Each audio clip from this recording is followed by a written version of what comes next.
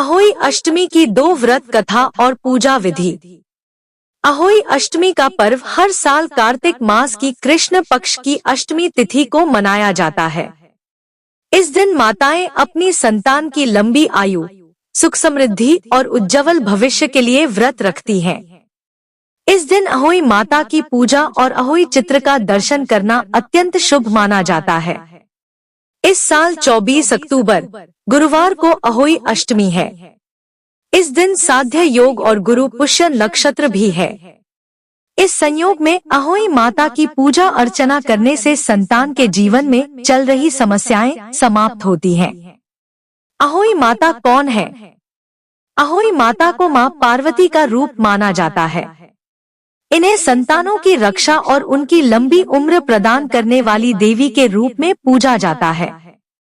इनकी पूजा करने से महिलाओं की कुंडली में ऐसे योग बन जाते हैं जिससे बंध्या योग, गर्भपात से मुक्ति, संतान की असमय मृत्यु होना एवं दुष्ट संतान योग आदि सभी कुयोग समाप्त हो जाते हैं। धार्मिक कथा के अनुसार अहोई माता का चित्रण एक अहोई, साही या नेवला के रूप में किया जाता है, जिसे एक पौराणिक घटना के प्रतीक रूप में देखा जाता है। अहोई अष्टमी का व्रत और पूजा विधि। अहोई अष्टमी के दिन महिलाएं सुबह स्नान करके व्रत का संकल्प लेती हैं। इस व्रत में दिन भर बिना अन्न और जल ग्रहण किए व्रत रखा जाता है और शाम को अहोई माता की पूजा की जाती है। पूजा में जल से भरे कलश की स्थापना की जाती है और अहोई माता की कथा सुनाई जाती है। पूजा के दौरान चांदी की अहोई या धातु की मूर्त का उपयोग भी किया जाता है। शाम के समय चंद्रमा और तारा के दर्शन करने के बाद ही व्रत का पारण किया जाता है। महत्व। अहोई अष्टमी व्रत की धार्मिक मान्यता है कि जो महिलाएं इस दिन अहोई माता की पूजा करती हैं और व्रत करती हैं, उनकी संतानें लंबी उम्र, सुख समृद्धि और खुशहाल जीवन प्राप्त करती हैं। साथ ही अहोई माता की पूजा से संतान से संबंधित सभी कष्ट दूर हो जाते हैं और उनके जीवन में समृद्धि आती है। कार्तिक कृष्ण पक्ष की अष्टमी, अहोई अष्टमी का एक नाम है बहुलाष्टमी। क्या है इसकी मान्यताएं? बहुलाष्टमी मथुरा के पास अरिता नाम का गांव है, जहां पर राधा और कृष्ण नाम के 2 कुंड हैं।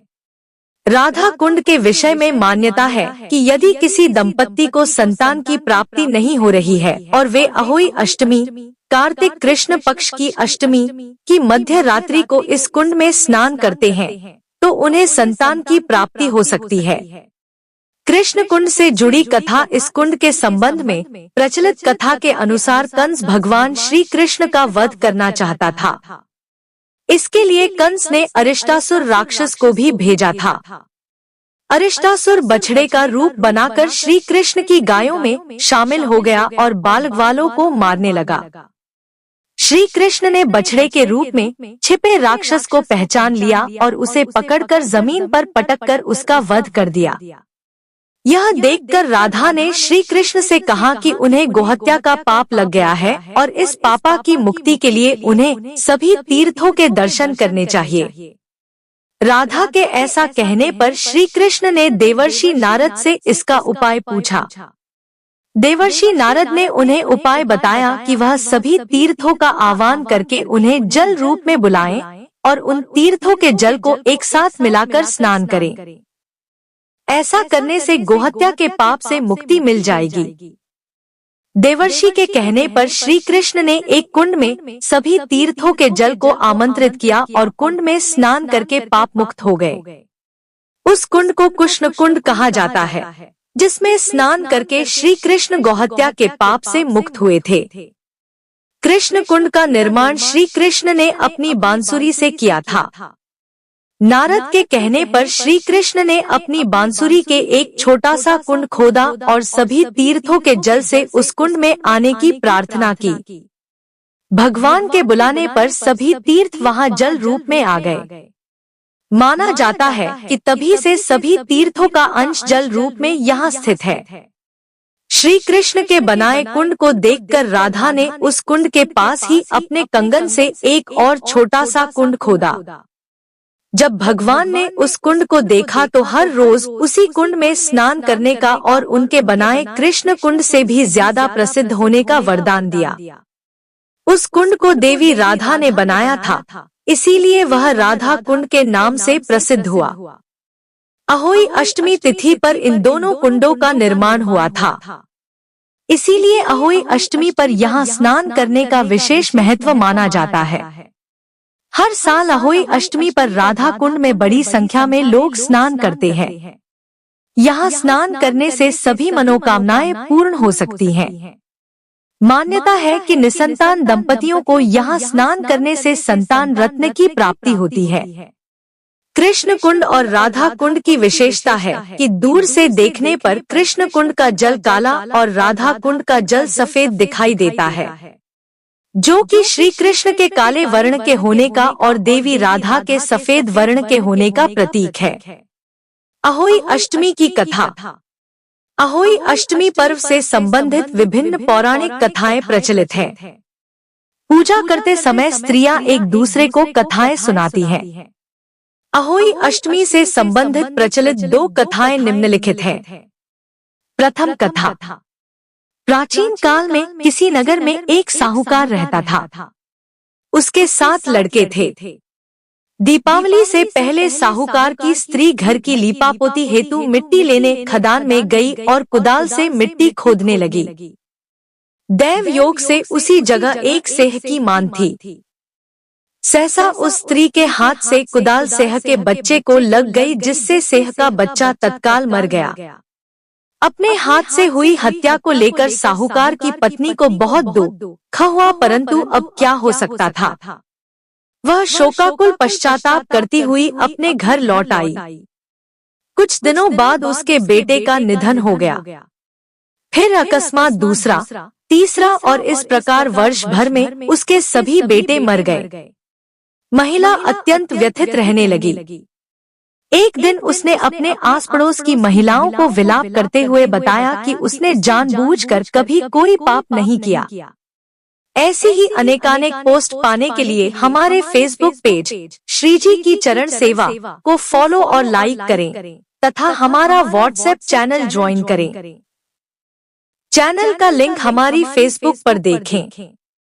हाँ, एक बार खदान में मिट्टी खोदते हुए अनजाने में उससे एक सेह के बच्चे की हत्या अवश्य हुई है और तत्पश्चात मेरे 7 बेटों की मृत्यु हो गई।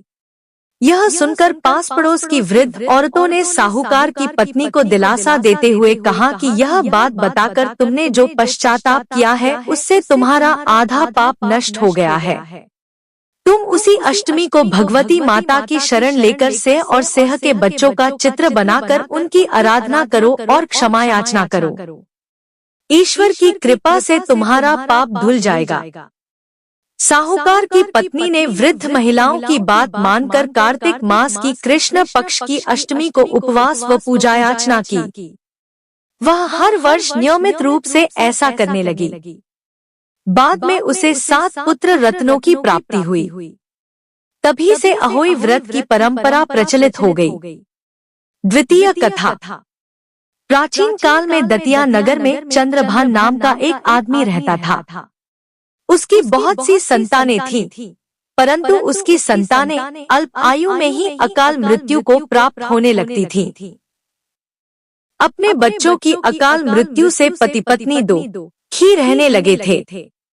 कालांतर तक कोई संतान न होने के कारण वह पति पत्नी अपनी धन दौलत का त्याग करके वन की ओर चले जाते हैं और बद्रिकाश्रम के समीप बने जल के कुंड के पास पहुँचते हैं तथा वहीं अपने प्राणों का त्याग करने के लिए अन्न जल का त्याग करके उपवास पर बैठ जाते हैं। इस तरह 6 दिन बीत जाते हैं। तब 7वें दिन एक आकाशवाणी होती है, हे साहूकार, तुम्हें यह दुख तुम्हारे पूर्व जन्म के पाप से मिल रहे हैं। अतः इन पापों से मुक्ति के लिए तुम्हें अहोई अष्टमी के दिन व्रत का पालन करके अहोई माता की पूजा अर्चना करनी चाहिए, जिससे प्रसन्न हो अहोई माता तुम्हें पुत्र प्राप्ति के साथ साथ उसकी दीर्घ आयु का वरदान देंगी। इस प्रकार दोनों पति पत्नी अहोई अष्टमी के दिन व्रत करते हैं और अपने पापों की क्षमा मांगते हैं। अहोई माँ प्रसन्न होकर उन्हें संतान की दीर्घायु का वरदान देती है। ऐसी ही अनेकानेक पोस्ट पाने के लिए हमारे फेसबुक पेज श्रीजी की चरण सेवा को फॉलो और लाइक करें तथा हमारा व्हाट्सएप चैनल ज्वाइन करें। चैनल का लिंक हमारी फेसबुक पर देखें। आज के समय में भी संस्कारशील माताओं द्वारा जब अपनी संतान की इष्टकामना के लिए अहोई माता का व्रत रखा जाता है और सायंकाल अहोई माता की पूजा की जाती है तो निश्चित रूप से इसका शुभ फल उनको मिलता ही है और संतान चाहे पुत्र हो या पुत्री, उसको भी निष्कंटक जीवन का सुख मिलता है। अहोई अष्टमी उद्यापन विधि। जिस स्त्री का पुत्र न हो अथवा उसके पुत्र का विवाह हुआ हो उसे उद्यापन अवश्य करना चाहिए। इसके लिए एक थाल में 7 जगह 4-4 पूरियां एवं हलवा रखना चाहिए। इसके साथ ही पीत वर्ण की पोशाक, साड़ी, ब्लाउज एवं रुपए आदि रखकर श्रद्धा पूर्वक अपनी सास को उपहार स्वरूप देना चाहिए। उसकी सास को चाहिए कि वस्त्रादि को अपने पास रखकर शेष सामग्री हलवा पूरी आदि को अपने पास पड़ोस में वितरित कर दे। यदि कोई कन्या हो तो उसके यहाँ भेज दे। जिस तरह अहोई माता ने उस साहूकार की बहू की कोख को खोल दिया, उसी प्रकार इस व्रत को करने वाली सभी नारियों की अभिलाषा पूर्ण करें।